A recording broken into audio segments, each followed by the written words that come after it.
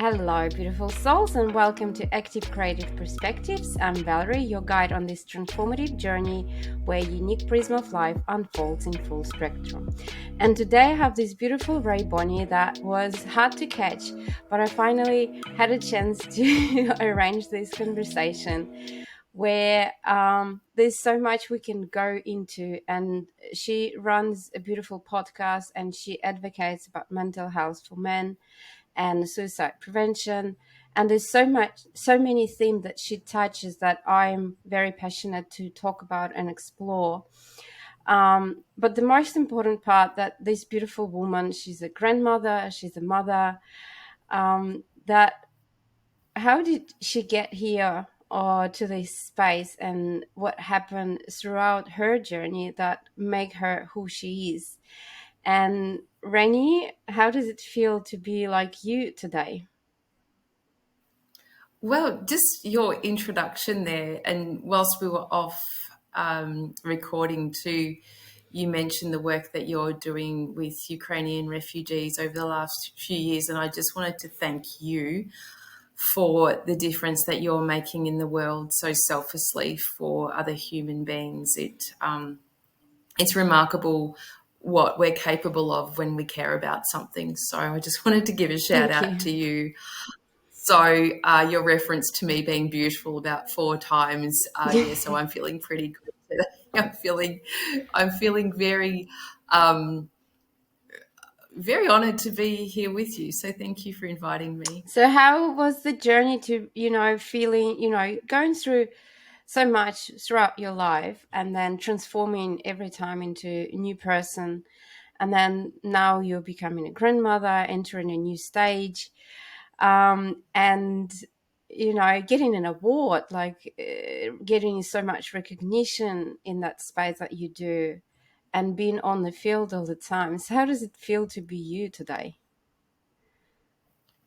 Oh gosh, no one's ever really asked me a question in the way of how that's been layered and the stages, but it's definitely has been stages of life that are quite distinct, and coming from quite a troubled, traumatic childhood where, how I saw the world was, it was unique to me. And upon reflection, now we're in 2025, but when I reflect back, I was born in the late 60s and was pretty conscious of things, by the early 70s. And if I fast forward to my work in men's health and my dedication and commitment to making change for men, especially how we're raising boys, I look back to the 70s and just see so much male disposability and just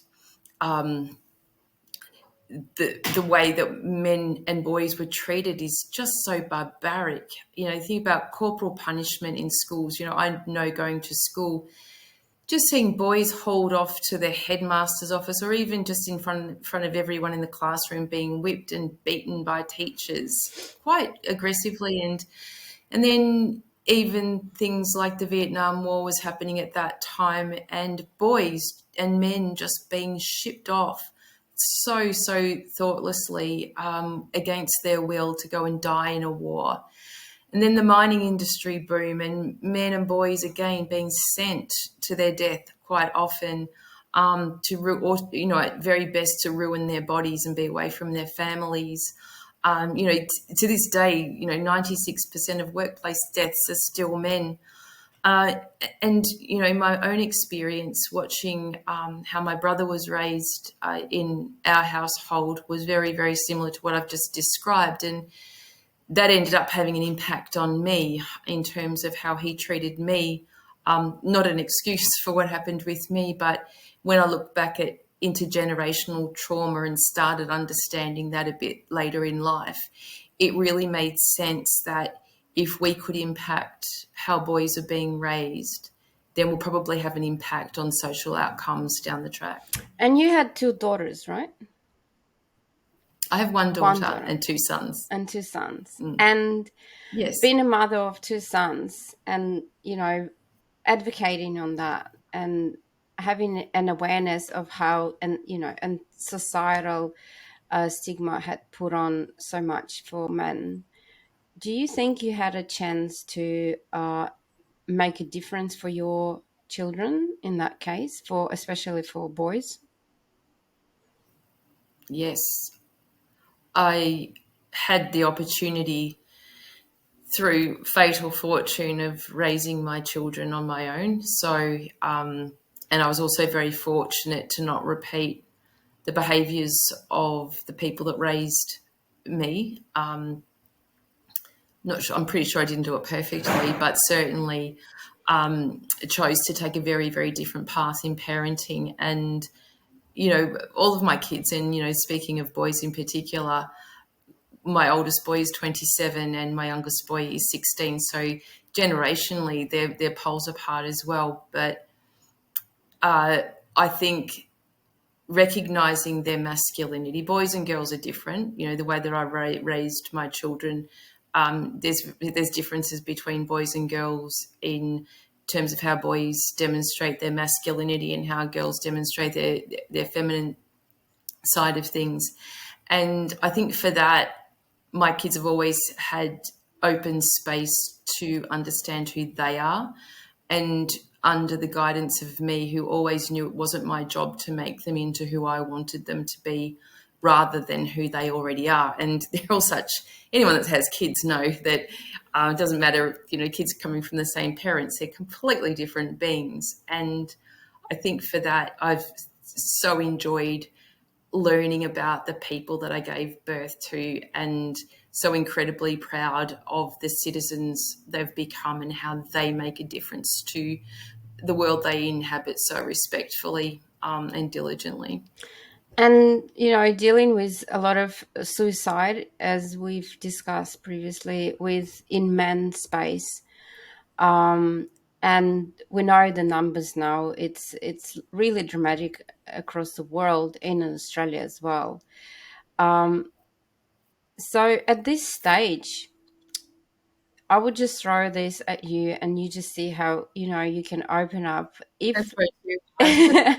if you think that feminine, like women, they fought for their rights, and they had all this history, and they've been going through a lot of oppression, right? And it feels like finally women are getting on the stage, and they are finding way how to be a mother and a worker, and all these masks that we need to put on and hold it strong and have that strength in them. And then on the same side, we can see that men are falling apart from fighting their purpose. So, what do you think, if that's the way you see? What's your perspective on that statement? It is a definite perspective, and I think everyone has a different one. I think when I started in all earnest in the men's health space, this was like, back in 2014 or something, I had a bit of a foray into the men's rights area and really did not see that that was useful at all.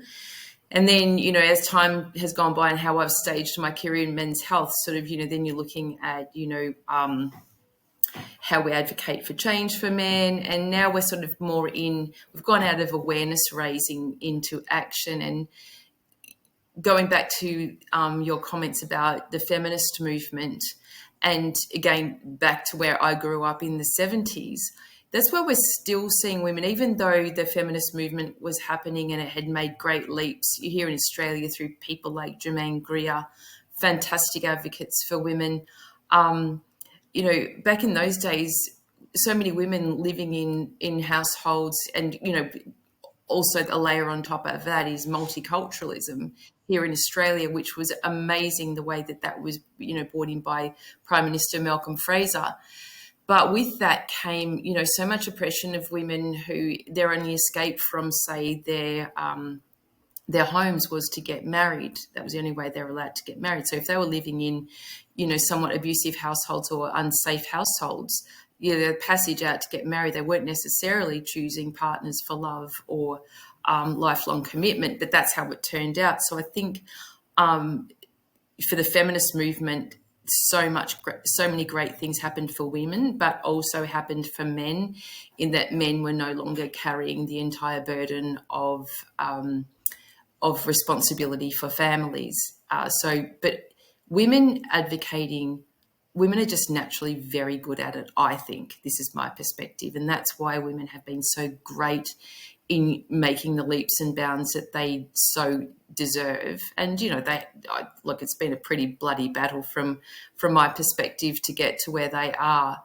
For men, I think men could take a lot from that time and from the examples that have been set by women advocating. And men still, because the way boys are raised, I think that boys aren't naturally predisposed not to speak or seek help or show emotion. They're just not given permission to do it. So I think how we're raising boys, how we're educating boys, has to be specifically male centric, to give boys permission to advocate for themselves in a really healthy and productive way.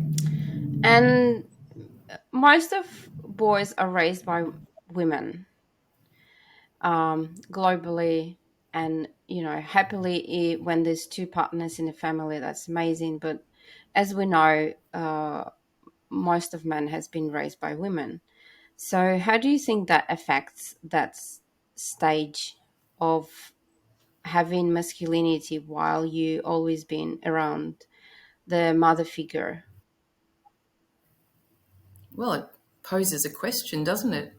If women have had primary responsibility for raising our boys, what are they doing to them? And this question arises as they grow up and they go through different stages of life, understanding their purpose. Well, then, my question is, should women, if women are still assuming the primary care role for raising boys, should not women then be educated in better ways of raising boys? If they don't like the way they're turning out, then what's the influence? Yes. And I guess, It's very uncomfortable. It's a very uncomfortable question, I understand, and I think you want to avoid it, but no, that's what, it's I'm a mother of a boy as well. So it is very important, because I have a brother in Ukraine, and, I have a son, and everyone who's in that position understands there's an influence that has been led to the situation that's happening at the moment. And men are going through figuring out themselves of, what's the masculinity, how to be a man at the moment is a big question. That's why, you're raising it and you're working in that space. And the interesting part, that how do you feel like, how do men respond when you come to support them, uh, as a woman? How do they respond to that? well, I had an experience the other day when I had to very, very spontaneously show up in a crisis situation. There was a suicide, in a very traditional male workplace setting. And I was addressing 50 people, at least, that I didn't know, but I just knew I was turning up because one of their very, very close workmates had killed himself. And when I arrived at the site, I was told that they were pretty angry about me being there and didn't want a woman coming in and telling them what to do. Which, for me is a very usual reaction. However, the response I received was really, really positive. I guess my approach is never to help, never to fix, never to give advice, or never tell people what to do. So my approach is always to create space that preserves dignity, pride, and most of all masculinity, and allows them to tell me what's happening with them. And I find that coupled with some humour and a bit of swearing, because that always is a bit of an icebreaker, I also normalise things by sharing some of my own pieces of self that are quite vulnerable. So just to demonstrate to them that, I'm not there. My purpose for being there is not about fixing. or telling them what to do, more about how do we create space to minimise pain, minimise risk, increase understanding, open conversations that provide relief, whatever it might be. Whatever comes out of those sessions is always unique and different. And I think my skill and my love of the work that I do is making sense of that, however it comes. And, going through this, every time, obviously, you go through that experience when you are challenged by, being a female and responding to men's health. Uh, what was the reason you entered that space of working with men? Well, I must say I never feel challenged by working in the men's space. I would say, on the whole, my whole career, I've been shown nothing but respect, kindness, care, and support through men. It's been, dare I say, white Australian men who've really, really supported me along my career. And, I've been in the workforce now for, 40 years, more than 40 years. And so that has never been a challenge To work. for me. And how did you end up going in that space in general? Like, what was Well, there a when I said moment for before, you when you decided? no, as I said earlier in the interview, my upbringing, which was where men perpetrated violence, always had me extremely curious. When I left home and school when I was just 15, so I could get away from that danger. And but I was left with just this burning curiosity of what happened to them to make them like that. And when I was reflecting before on that particular time, men had no position at all. They had very few choices, although we position it as that. So yeah, my connection to this topic has probably been within me for my whole Mm. life. But leaving home at such a young age, I had to try and put a career together, a life together.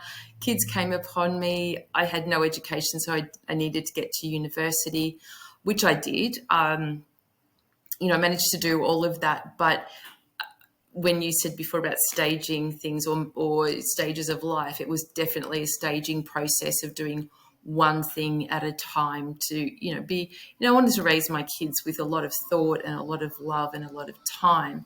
At the same time, you've got the primary responsibility of finances as well. So I think that was really fun to find that balance. And when the opportunity came for me to get to university, when my two older kids were, in high school, that was a really, really exciting time to go into a learning space to get a qualification for what I do.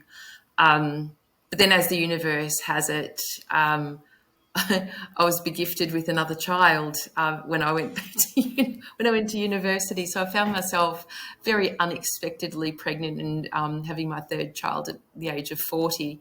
So I combined the start of my mental health career with the birth of my son. So he's been literally on the trajectory from day one. He was inside my body when I was studying.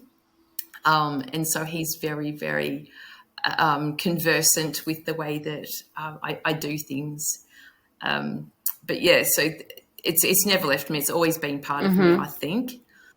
And I never run out of energy or ignition to get up every day and really be curious always, learn something always, because you can never know it. You can never know enough about people. So, However, we never know anything at all. yeah. So, would you say that curiosity was that strength that would guide you all these years going through every step all the You're way? very lucky if you're born with naturally high levels of curiosity and resilience, that combination. I'm very lucky that I was born with that. It's inherent. I didn't learn it. So, do you think that's something that we inherit and we're born with, and we, as a human species, if we're not curious, we don't evolve? Well, I couldn't say that people can't learn it. I only know my experience of it, and my gratitude for having that. And I don't, I think that human beings come in so many different combinations that are efficient, effective, powerful, useful, amazing, beautiful. Like, yeah, I'd see the human condition in that way. There's no right or better combination because we need everybody. And in art therapy, we usually we allow client to go into the process, and get fully expressive emotionally everything that's happening with them during the process. So there's not much talk that's happening. So have you experienced men going into that process, going into fully immersion of their emotions? And from it's curious for me from art therapy perspective, because usually there's a barrier, with art and men getting into that, especially, as in workforce. Have you experienced that when men go into the art process, what happens with them? Art therapy, specifically, no. I did study art therapy at university, and but in my private practice, my youngest client is 5 and my oldest is 98. So, in terms of modality and process, the process is delivered to me by the person. So my ultimate objective is to help people make sense of what's going on for them, and through that, really collecting lots and lots of data from the unconscious, and then recognizing patterns within that data to feed back to the person to or reflect back to that person to help them see patterns that then they can in turn narrate how that's occurred. So it's not a me thing. It's a combination of a whole bunch of modalities that I pull together, and constantly changing. I learn every day. I go into the world and learn something about another practitioner about how they do things, and I I'll use that with my clients. So I don't know if that answers your question. Just to see, from your perspective of working in that field, if there's a difference between men using process-driven modalities with, women that are more open to that. With women, as in women therapists or partners? Clients that are more sensitive and open to explore through art. Again, my experience of art therapy in using it is probably fairly informal. Mm-hmm. So boys, I find that I can engage boys in things like cooking therapy, where we're using things like pasta Yeah. or bread making, where it's very tactile, and there's an outcome for it. Things like that I'll use, but not specific. I'm not an art therapist Yeah. practitioner, so What I'm yeah. asking is, in that field that you work, when men have to go into vulnerable side of themselves and open up, uh, would you think that art therapy would be something that could break that barrier? Because art therapy, or art in itself, always finds to be a sensitive and expressive and emotional stage of, and men usually try to avoid that.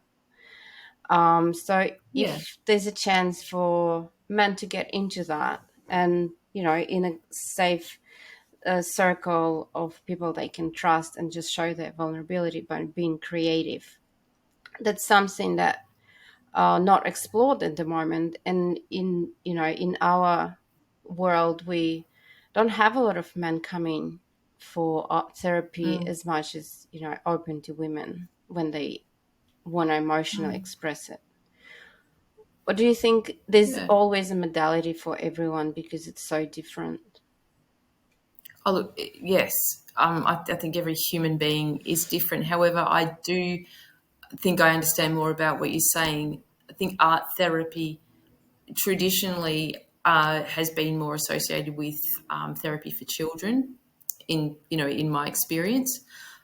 For men, Men come in all different shapes and sizes, and I mean emotionally, what they're open to. Most of my men that I see, or in fact, all the men I see are referred, so they actually understand what my approach is before they get there. So I've never had a problem with a man being probably resistant.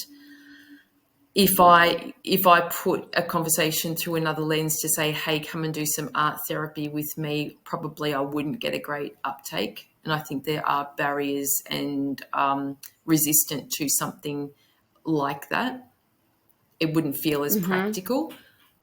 Again, I'm not speaking for Yeah. anyone. I'm just getting data out of my own unconscious And that's for and that. that's that's interesting to hear your perspective, because you've been working in this field for so long, and as I understand, you've always had like multiple things happening in your life, constantly on the move and traveling and seeing. And so, what's your rest time, like self care, that you've learned through this very active lifestyle? Well, I think listening to myself. So, in fact, I just did an interview this morning about menopause. And, I've been through menopause myself. And when I haven't been through it, you're always going through it. But, in the stages where, signs and symptoms that were really affecting me, I was so focused on men's health that I missed all the symptoms in myself, but was able to, get through my own research, get to the right kind of help that I needed to rectify that. But also during that time, I started drinking alcohol more heavily as well, which guess what impacts you as well. But with interventions that I took for my menopause, which is hormone replacement therapy, that helped me actually stop drinking altogether. And it just shows how much And hormones impact us all our life. oh, no, that's a whole nother podcast if you want to do Yeah. that one about menopause. But how I take care of myself is that, like, I have a huge capacity for work. I work every single day. I've carved out Mondays to spend purposely with my granddaughter. She's only 20 months old at the moment. So for the last, well over a year now, we have Mondays together where we just explore the world, and I show her things, I teach her things. So stepping And into that that is new such, role of not yeah. being the primary caregiver, but a guide. Well, it's not even about caregiving, it's about showing. I feel it's my obligation, you know, as her grandparent, to show her my version of the world. Like, why wouldn't I do that? Why wouldn't I invest in generations coming up? Because we're seeing so much now. The Netflix series Adolescence is taking the world by storm at the moment, and that's a real indication of parents having the best intentions. Pulling life together, often working in occupations where they can't be home all the time, and having to make choices for their family, and somewhat assuming that their kids are okay because they're loved and cared for. And I think it's my obligation to my granddaughter and my daughter to give my granddaughter every opportunity of feeling that love, care, and safety and security of family, to give her the best chance of having a really good life. So it's a responsibility. It's not about caregiving. It's for me as well. Yeah. I mean, gosh, what an experience watching your daughter raise a child and then also be part of that as well. It's just beautiful. And that's the gift you can receive if you've been there for your kids. Yeah, yeah. I mean, we have a very unconventional life. We're adventurers, and as you said, traveling for me, I adore traveling. My middle son, he lives overseas in London. He has quite a spectacular career himself. And so I love going to visit him or bringing him home, is, kind of a real purpose in life. I love exploring culture and currently booking a trip to South America at the moment, to have a look down there or around there, wherever that is. That's so beautiful, because as you go through this journey, you're stepping into new roles, which opens up a new perspective for yourself and transforms you. Well, yeah, well, that's right. I mean, one of my major roles is being the vice chair on the board of Global Action on Men's Health. So we're located in London, and we help create better lives for men and boys all over the world in all countries. So, I see that as being a really big role for me, and a really big responsibility in, especially around policy development for men, because there isn't much policy that's just dedicated to men's health in the world. So if you look at what kills men, namely suicide, cancer, heart disease, there's nothing like, even recently Australia launched their suicide prevention strategy, and given men occupy just about all of those statistics, there's barely a mention of male-centric address to suicide. So we've got a long way to come in terms of creating environments specifically for men's issues, and it's not to the detriment or exclusion of women. It's just, I think men are designed to risk their lives um, to support, and women risk their lives to create. And that's why masculinity is in the form that it is. It's highly risk taking, and if that's not tended to and put into the right direction, how boys are raised, then that high risk taking behaviour has a lot probably to do with our astronomical suicide rates. And you talked about the hormones and the transition of adolescence, and how this is such a big gap of what's happening within our body, during Yeah. this stage, and then what's happening sociologically, politically at the world at the moment. There's no current clarity on politics, on the future of the planet, and then the hormones affecting their understanding of the world and their role in that world. Mm. And having that uh, chair of being a vice president there, and having the responsibility to make changes or open it up, this subject to the world, to do something about it. I don't think there's a lot of adults that actually know what to do, at this stage. So how can we raise men to find the new ways, because it hasn't been built yet, and then having their life build up through resilience, if the adults don't actually know what to do? Well, I think we do know what to do. We're human. We know how to care. We know how to create environments for our children, but we have to understand, in terms of evolution, where we're at in terms of community and society. And technology is definitely part of our evolution. Human beings are here to create, and we haven't yet caught up with how we minimize risk of things like technology, especially, social media is the big thing at the moment. But, I was out at a play center the other day with my granddaughter and my daughter, and I said, have a look around at all the tables here. What do you see? And all the kids are off playing in the play centre, parents on their phones, not even Yeah. talking to each other. So it's not about parents not knowing what to do. It's about addressing the fact that, social media and technology is not all to be plonked on top of kids as a kid's problem. It starts with, I feel, that parents have the greatest influence over their children for most of the time. So how you exercise that influence and how you design a life of interest and purpose, for your children, is your responsibility. We can't just pass that buck to governments, to schools, to educators. We can't. So it comes back So, to parents being responsible.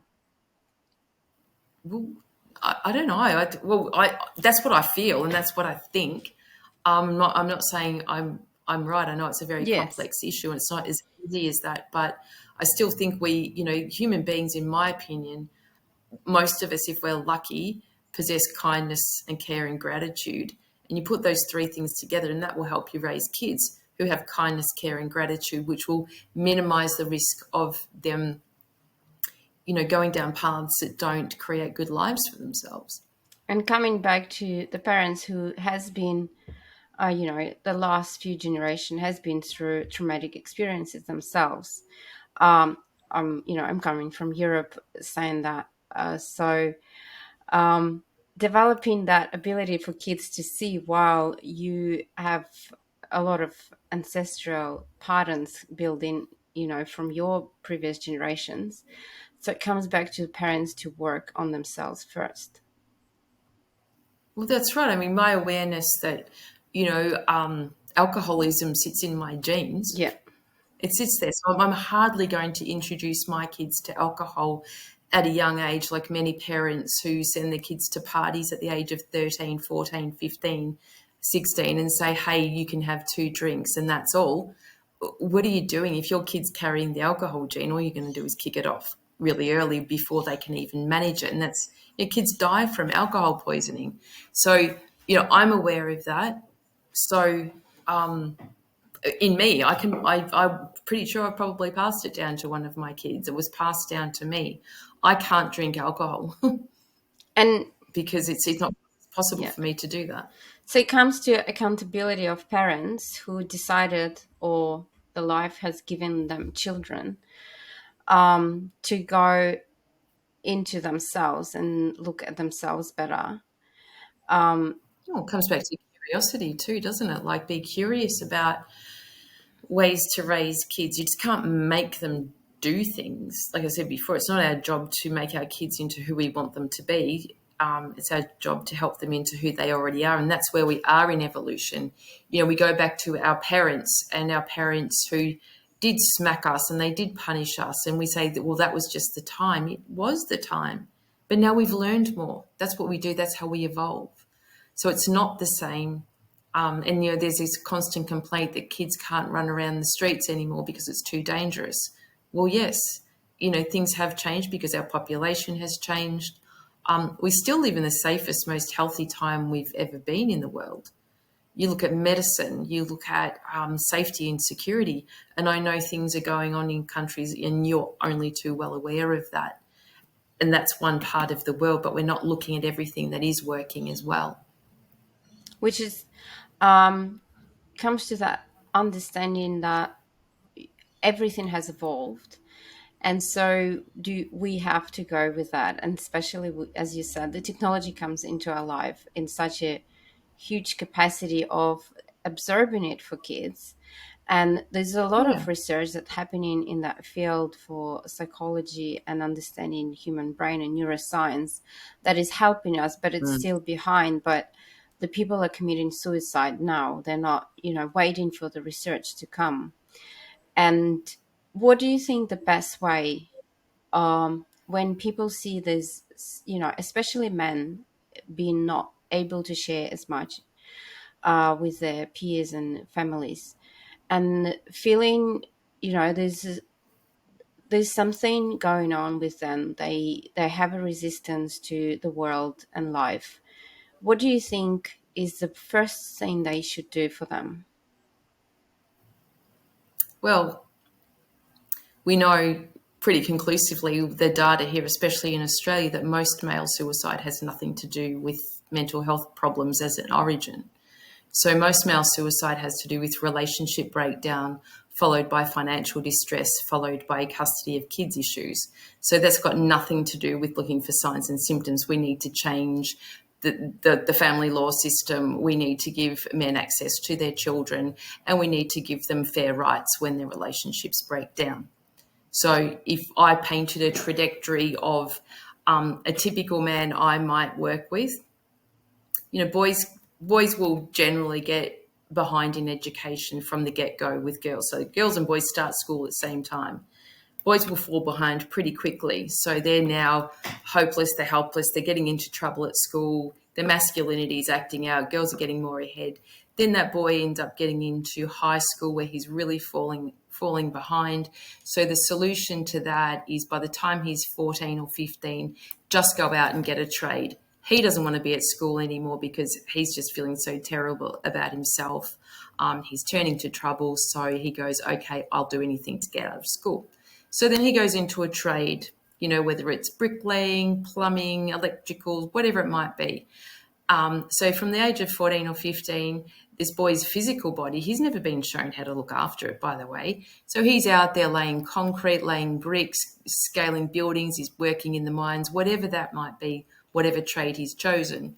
And then during the next few years, he might meet a girl or a boy, whatever, and he gets married and starts having children. So now at the age of, just late 20s, early 30s, his body is broken, absolutely broken from this very hard labor. He has no education to fall back on, so he has to keep working because now his wife is at home raising kids, so he's got no choice. And he hates his work and he's in pain, so he might turn to drinking or drugs to alleviate that pain, just to get to work, just to earn the money, just to pay for other people. Still, he's never had a choice in his life. And then he gets to middle age, and then his wife doesn't like him anymore because he's grumpy, he's angry, he's in pain, he doesn't like work, he doesn't like anything, so he gets kicked out. And then he can't see his kids anymore. He loses everything he's ever worked for in a job that he's always hated. So what is he going to do? That is not a mental health problem. Mm-hmm. That is a life that is being served. And how do you feel when you say this story? What's happening within you? So within Yeah. me, that's not me. That's a man. That's not me. But how do you feel about this story yourself? Oh, it's well, I could cry. I mean, I do often cry when I meet men who are in that position and they start telling the same story over and over again. And sometimes, if I'm speaking to an all men's setting in a workplace, I'll say, "Put up your hand if you chose your career," Mm, and that's typically in a blue collar, mostly male, high risk, yeah, heavy yeah, industry space. And you'll just see bafflement in the room, like, where would I have ever had that choice? It doesn't even occur to them that there would have been a choice. yes. I'm just asking, how do you feel? Because when you guys read this story over and over again, I can imagine there's a lot of feeling un- unrealistic expectations and what's our strengths to do about it, right? So this is how you see that if that's continuing, there's, as you raise your kids, as you raising your grandchildren, I hope you'll have more. um, it's again, it's somebody's accountable to do something about it. So, Well, raise children, in terms of raising boys especially. The amount of parents that I still speak to that go, "My son is lazy, he's hopeless, I'm going to kick him out of home, he does nothing." Does nothing, can't even wash his clothes, can't cook a meal, can't do anything. And I will say, who showed him how to do that? mhm, Nobody showed him how to do that. So how is he ever going to know when you continue to wash his clothes at age 23 and you continue to serve dinner up and continue to complain about him? What hope has he got if you've never shown him or ever expected it? So we've got to go inside ourselves and work out what's going on with us, that we need to do those things, that we're not enabling our children to be independent. Is there something going on with us that we want to keep them close, that we don't have lives of our own where we want our kids to be dependent on us? We have to ask ourselves lots of questions about that. and as you said, and repeating a lot of people on my podcast, that the society is coming to that space, where there has to be a lot of changes made, and there's no return back to old ways. And it's all our responsibility to start making differences, by raising kids differently, by raising awareness and advocating about it, or providing a space for people to do that and opening them into changing this. So I understand that you have found a very strong purpose throughout your life, on doing all these things that is building the new world for our children and your grandchildren. And it's amazing to know that somebody is accountable and responsible for, what's happening, you know, and leaves the door open for the next generation to continue that work. So thank you so much for this. And, you know, a lot of things that you have talked today and you raise every time you give a podcast or a speech, it's very uncomfortable for a lot of people because it comes to our own responsibility. As I said, it comes to us, like being a parent and, making this world as it is. And it is Yeah. uncomfortable Yeah. because, It is uncomfortable. but at the same time, it's great to hide behind it and, talk about mental health, as you said, when it's not actually mental health. It's all these steps that's been, It's called situational crisis. yeah, it's all the So if steps you're in that a crisis situation, yeah, led to yeah. But this. kids kids should have access to both parents. There should be no world where children are taken away from parents unless they are physically or mentally unable to do that. And that's not a subjective thing. So when you take kids away from their female or male role models, they just don't have them anymore. And coming back to, all our generations been through a lot of different crises. That's how it has been built up. And then, in my situation, I can say, from my side, my brother is, in at war, so it was his choice. So there's a lot of masculinity that's inbuilt in people, men or women, that are, taking the responsibility, accountability for to stand up for something. And it's within us, no matter how you're raised, but there's instinctively a lot of it if there's a choice to be given. And as in situation with my brother, he had all the opportunity to leave, he didn't.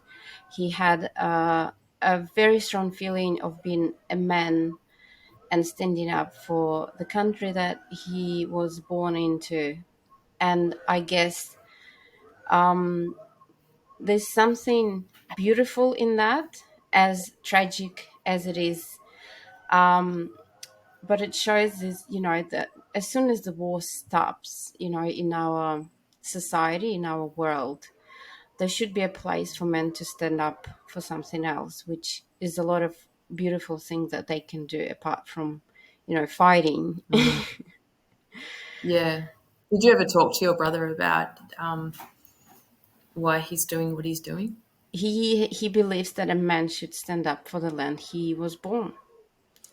Yes. Who taught him that? Um, I think we both had a very strong belief system from our parents, and culturally, that, you can't just give away things because somebody's taking. So, and Mm, his masculinity was inbuilt in him as being a warrior of, standing up for his sister. I was the youngest one since he was little, and standing up mm, and protect.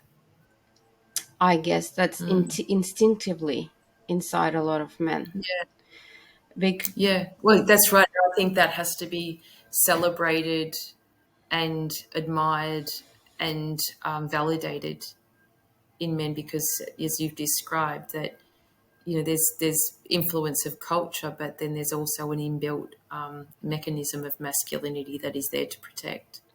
And in Ukraine, a lot of people suffer. A lot of men suffer because a lot of men don't wanna, go and die. They have a logic, but their instinct is coming out, and they're always in that battle of, what to do. And Mm, there's a lot of interesting things are raised when the critical situations like that happen, when it's, fear of death and fear of dying, apart from just, getting the job or like finding where to live.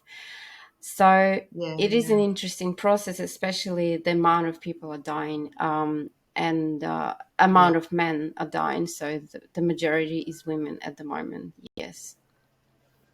yeah, So yeah. It's yeah, interesting. Just to see the masculine part of us. A lot of women also have that inside of them.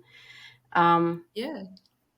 and it's also raised by women, so women can, I guess, raise men because they do have that masculinity inside of them as well to Well, I don't think women need masculinity inside of them to raise people. It's just respecting that, how masculinity turns up in your child, and respecting that and working with it and not squashing it and demonizing it, rather celebrating masculinity.